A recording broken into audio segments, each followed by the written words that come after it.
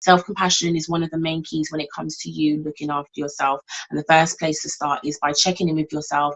And we've just done a SWOT analysis. So that's where you can think about things that you maybe need to start working on in terms of yourself, what areas, because I guess what areas you need to work on, because a part of self-care is also learning.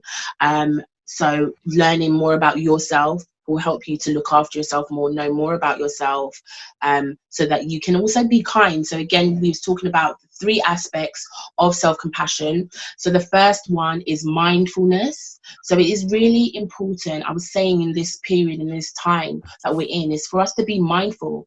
And being mindful is all about being present in the current moment, in this current moment in time. The next one is common humanity. So again, remembering that we are all human and that we all fail at things. So again, just remembering that we all have, you know, weaknesses, and remember that whenever you do fail at something, remember that you are not the only one. Third one is kindness. So how much you tolerate from yourself, how much you can put up with yourself doing things wrong or whatever, not getting it right, because that's most of the time that we get frustrated, when we get frustrated with ourselves. So it's being kind to yourself and remembering to treat yourself as you would a friend. Really nice for us to take ourselves out of our emotional state. So I always talk about it's so important, why it's so important for us to actually have a wise mind. And a wise mind is basically where you get your emotional mind. So that's when you're feeling happy, when you're in love, when you're angry, when you're anxious. Do you find that when you have those kind of heightened emotions, you don't really think properly? When you're anxious, you don't think properly. When you're in love, you don't think properly. So it's important to get that emotional side, as well as the rational side.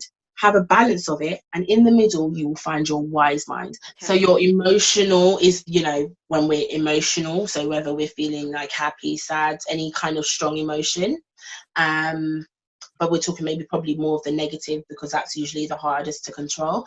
And then you're rational, so that's when the decision maker, decision making side of our mind. So I don't know if you find there's times where you're just really like, well, no, it's only like this, so you're thinking with your mind, not your heart, let's say. Some people kind of break it down like that. You're thinking with your mind and not your heart. So I guess your mind is the rational side and your heart is the emotional side. So when anything kind of hits our heart strings, you know, we will react. However, then sometimes the rational mind also stops us.